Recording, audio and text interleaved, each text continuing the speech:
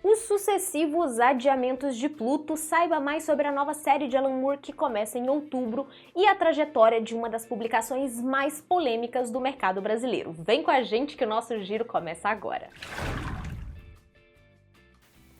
A capa de The Great One, o novo romance do Alan Moore, foi revelada. Esse é o primeiro livro de 5 volumes de uma série chamada Long London. Esse primeiro volume vai ser lançado em outubro pela editora Bloomsbury lá fora. A história começa em 1949 e é descrita como uma nova versão mais cheia de magia para a história de Londres.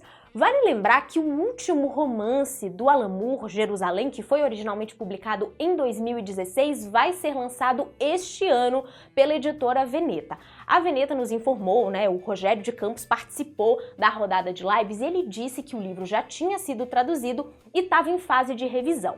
A publicação, que tem mais de 1.200 páginas, vai ser lançada pela Veneta em 3 volumes, mas esses 3 volumes vão ser publicados simultaneamente. A previsão é para o final do ano. A gente está falando aqui de literatura, mas vamos voltar um pouquinho para os quadrinhos, porque em 2019 o Alan Moore anunciou a sua aposentadoria dos quadrinhos, mas ainda tem obra inédita do mago para ser publicada. The Moon and Serpent Bumper Book of Magic está há 20 anos em produção e foi anunciado também para o mês de outubro pela editora Top Shelf. Então a gente vai ter em outubro, simultaneamente, por 2 editoras diferentes, uma obra literária e uma obra em quadrinhos. No caso desse Book of Serpent, a gente tem ali uma mistura de quadrinhos, poesia, magia, um bocado de literatura também, mas é sim uma obra em quadrinhos que está sendo produzida ao longo de 20 anos e agora ganhou também uma previsão de publicação para o mês de outubro. Ela ainda não tem previsão para ser lançada no Brasil. Red Room, quadrinho do Ed Piskor, acaba de entrar em pré-venda pela Devir, mas antes de ter mesmo essa previsão de lançamento, esse quadrinho tem todo um histórico de publicações no Brasil que envolve uma outra editora, a primeira a anunciar a obra, o cancelamento do artista e a sua trágica morte. Vamos voltar no tempo aqui. Red Room teve a sua primeira publicação anunciada no Brasil pela Script. Essa publicação vinha também com um bookplate, A previsão era publicar em 2 volumes e o bookplate chegou ao Brasil. Tem fotos, desse bookplate que na época foram publicadas pela editora nas suas redes sociais. Só que em agosto de 2022, a Script veio a público também nas redes sociais para dizer que não iria mais publicar Red Room no Brasil. Eles falaram que fizeram uma análise interna e perceberam que a obra parecia muito nichada e que isso não daria ali boas vendas e eles desistiram do título na época. Esse foi o comunicado da Script. Nesse mesmo período, houve toda aquela questão envolvendo obras originalmente lançadas pela Fantagraphics e que foram licenciadas aqui no Brasil pela Script através da agente Alessandra Sternfeld, da AM Books. O que a gente confirmou com a Alessandra na época foi a informação que circulava de que licenças como a de Red Room haviam sido, na verdade, revogadas pela licenciante. Então, existia esse conflito de informações. De um lado, a Script dizia que tinha desistido do título e do outro, a agente dizendo que, na verdade, essas licenças tinham sido revogadas e esse era também o caso de Red Room. Então, o quadrinho se tornou disponível novamente para que outra editora pudesse licenciar aqui no Brasil. Em 2023, na rodada de lives com editoras, a Devir anunciou Red Room, só que ainda sem uma previsão muito exata de publicação. Agora corta para 2024 e em março o Ed Piskor recebeu acusações de que ele teria aliciado uma jovem menor de idade há alguns anos.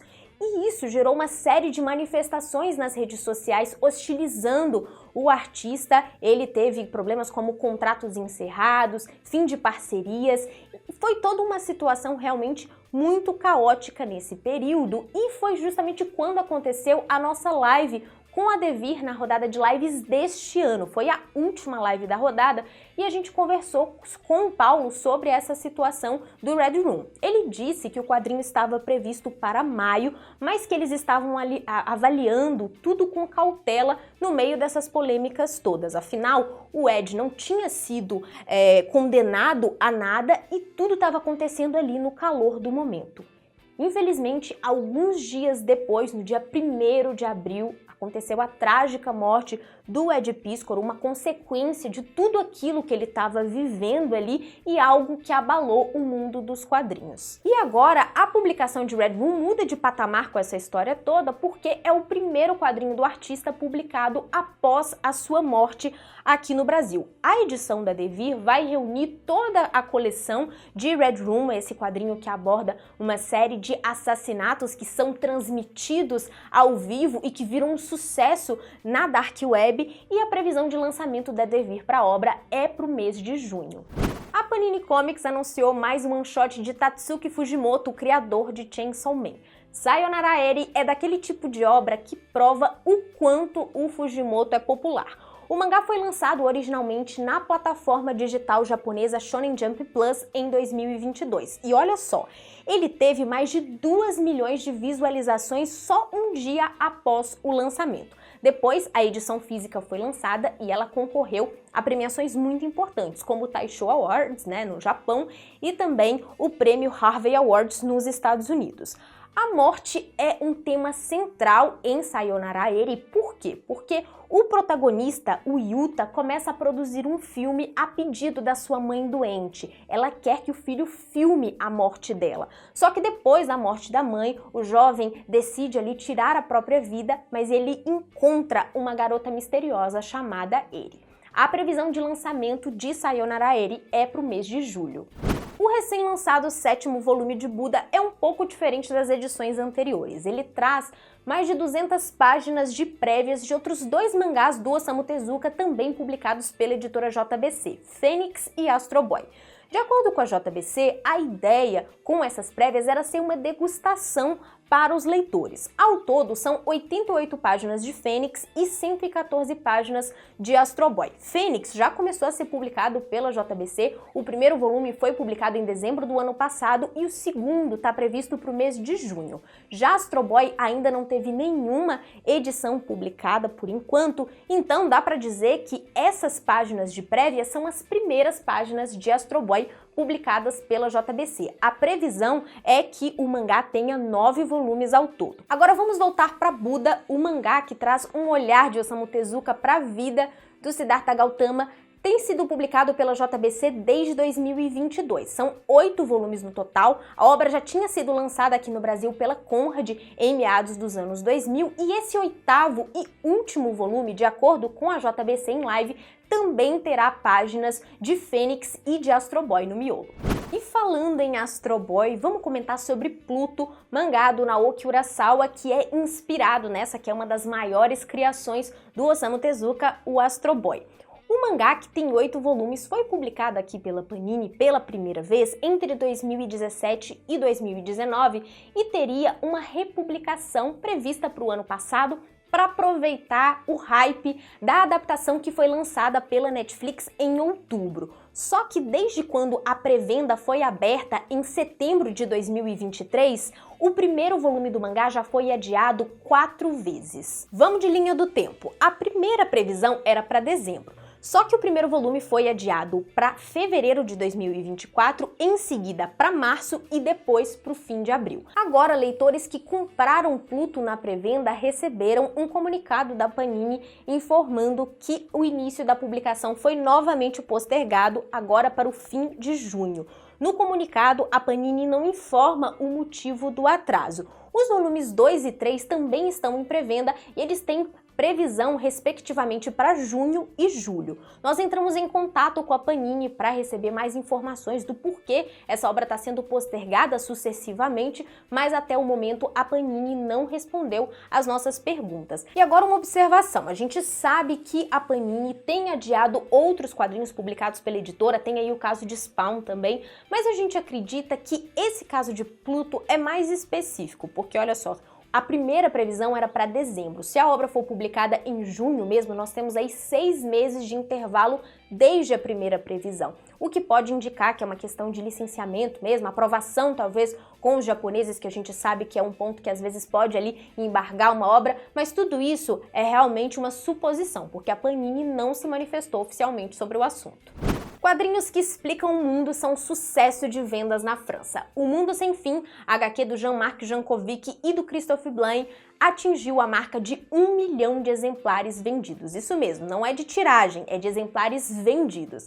A obra está na sua 24ª reimpressão na França e foi publicada em 2022, ano em que foi o livro mais vendido do país. E o livro mais vendido do país não é só entre os quadrinhos, foi realmente o livro mais vendido na França em 2022. O Mundo Sem Fim foi publicado aqui no Brasil pela Nemo no ano passado e é praticamente um guia para a gente entender a emergência climática e quais são as alternativas que nós temos depois de tantos anos de exploração e esgotamento de recursos do planeta.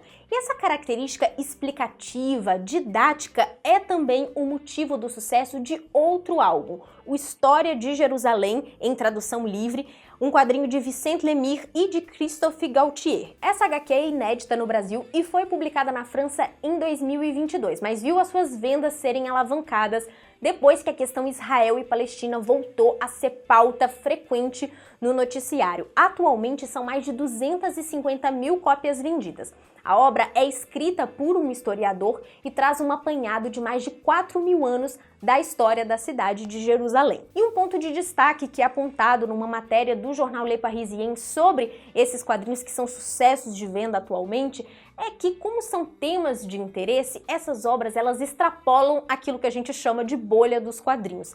São quadrinhos que não vão ser lidos apenas por aquelas pessoas que já estão acostumadas a ler quadrinhos, então elas são muito presenteadas, elas abordam temas em que dá para tentar ali explicar um pouco o mundo de forma mais didática e por isso elas se tornam sucessos de venda, batendo aí a casa do 1 milhão de exemplares vendidos. E nessa mesma matéria, o diretor editorial da Dargaud, o François Lebercon, comenta que o fenômeno Mundo Sem Fim parece ter criado ali uma tendência para esse tipo de obra. Ele disse que a editora tem recebido muitas propostas de quadrinhos que unem um especialista em determinado assunto e um quadrinista.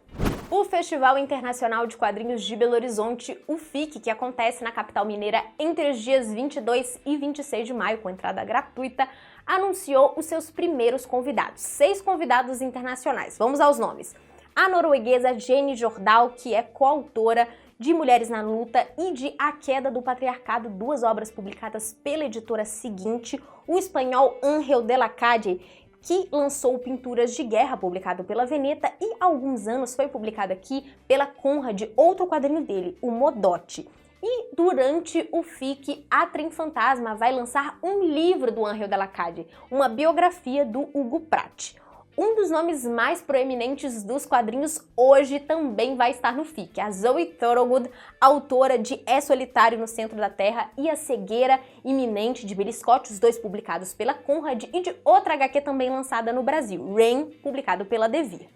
O franco-brasileiro Mathias Lehmann, autor de Chumbo, quadrinho que foi publicado em março pela Nemo e que tem toda uma relação com Minas e especialmente com Belo Horizonte. O italiano Paolo Battiglieri, autor de Fã, publicado pela Veneta, ele também fez várias histórias para Bonelli e no ano passado foi publicado aqui no Brasil também um Dylan Dog que ele desenhou. A obra foi publicada pela Mitos. E a uruguaia Mako, autora de Aloha, que foi lançado pela editora Hipotética. A Hipotética, aliás, fez um tweet ontem, sábado, dizendo que vai ter um lançamento novo da Mako, mas que diria mais sobre essa novidade depois que a situação no Rio Grande do Sul ficar mais tranquila. E a gente vai aproveitar para tocar nesse assunto e para deixar a nossa solidariedade com a população do Rio Grande do Sul. É um estado que tem uma cena muito forte de quadrinhos, são milhares de pessoas atingidas pelas enchentes e entre eles leitores, profissionais dos quadrinhos.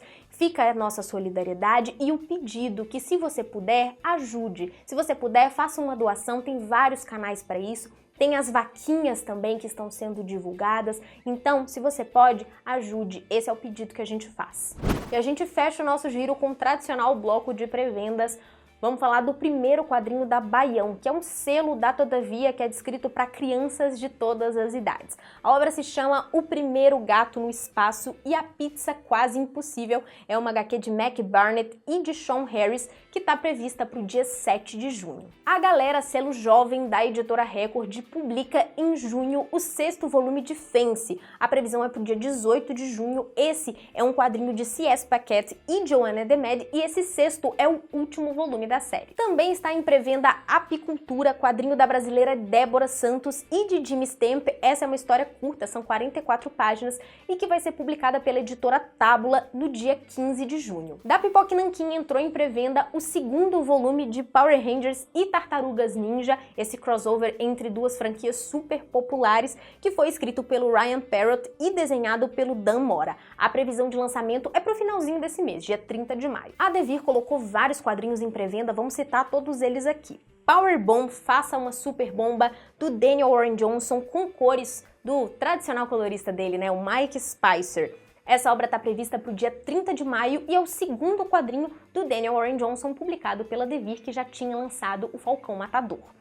Também temos House of Five Leaves, volume 2, dando continuidade ao mangá de Natsumi Ono. Esse está previsto para o dia 28 de maio. Temos um volume novo de The Boys, isso mesmo, The Boys tem um volume, um 13º volume. A série é concluída em 12 volumes já publicados pela Devir, mas esse 13º é um epílogo chamado Querida Beck, que traz ali eventos depois de The Boys e um pouco do passado de Billy Butcher. A obra é do Garth Ennis e do Derek Robertson, com a adição do Russ Brown. A publicação está prevista para o dia 31 de maio. E também temos Red Room, que já foi comentado numa notícia aqui no Giro, que está previsto para o dia 7 de junho. É uma obra do Ed Piskor. O Giro de hoje fica por aqui. Obrigada pelo seu like, pela sua presença, pela sua inscrição. E eu espero que você esteja curtindo muito o nosso site também. A gente lançou o site na semana passada, vocês lembram que eu comentei no Giro passado sobre isso? E é um ótimo jeito de você que gosta de notícias de quadrinhos não ficar dependendo só do Giro para se manter bem informado. Tem atualização todo dia. E você sabe quando essas atualizações elas acontecem se você está no nosso canal do Telegram. O canal é totalmente gratuito, é só clicar no link que fica na descrição do vídeo para fazer parte. Lá a gente agrupa tudo que sai no Fora do Plástico e você também tem a opção, é claro, de apoiar o Fora do Plástico. Aí sim você faz parte dos nossos grupos do Telegram, tem várias as modalidades de apoio, participa de sorteio todo mês, tem clube de leitura, enfim, são várias as opções e é um jeito de você ajudar, né, você colaborar aqui com esse projeto multimídia que é o Fora do Plástico. Até a próxima!